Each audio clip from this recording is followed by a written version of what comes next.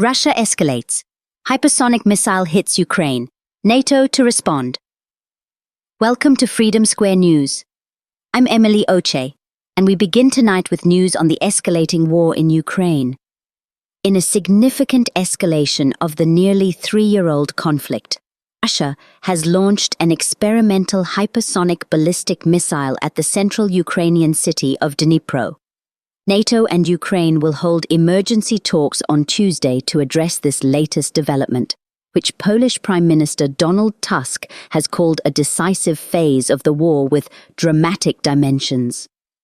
The missile, named Oreshnik, struck a military facility in Dnipro on Thursday. No casualties were reported, but the attack has heightened tensions and prompted Ukraine's parliament to cancel its session amid tightened security. Ukrainian officials say the missile carried 6 warheads with submunitions and reached speeds of Mach 11, making it nearly impossible to intercept. In a televised address, Russian President Vladimir Putin justified the strike as retaliation for Ukraine's use of US and British-supplied long-range missiles capable of hitting Russian territory.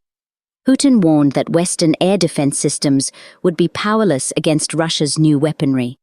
Kremlin spokesperson Dmitry Peskov continued the aggressive rhetoric, blaming what he called reckless decisions by Western countries for fueling the conflict.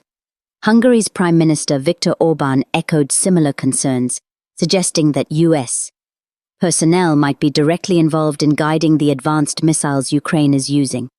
Orbán also warned that Russia's updated nuclear doctrine should not be underestimated. Meanwhile, NATO allies are standing firm. Czech Foreign Minister Jan Lipavsky condemned the attack as an attempt by Putin to instill fear in both Ukraine and Europe. Speaking in Kiev, pledged additional air defense systems to protect Ukrainian civilians and stressed the Czech Republic would impose no limits on the use of its weapons by Ukraine. On the ground, the missile struck the Pivdenmash plant, military facility southwest of Dnipro's center. Historically a production site for Soviet-era missiles, the plant holds both symbolic and strategic value. While the city was spared fatalities, Dnipro's residents have responded with a mix of resilience and dark humor, poking fun at the missile's name, Oreshnik, which translates to hazelnut tree in Russian. Elsewhere in Ukraine, the toll is far graver. For night, Russian Shahed drones struck a residential district in Sumy, killing 2 people and injuring 13. Ukrainian officials report that these drones were packed with shrapnel, specifically designed to maximize human casualties. As Ukraine and NATO prepare for critical talks, the question remains, how will the West respond to this latest escalation?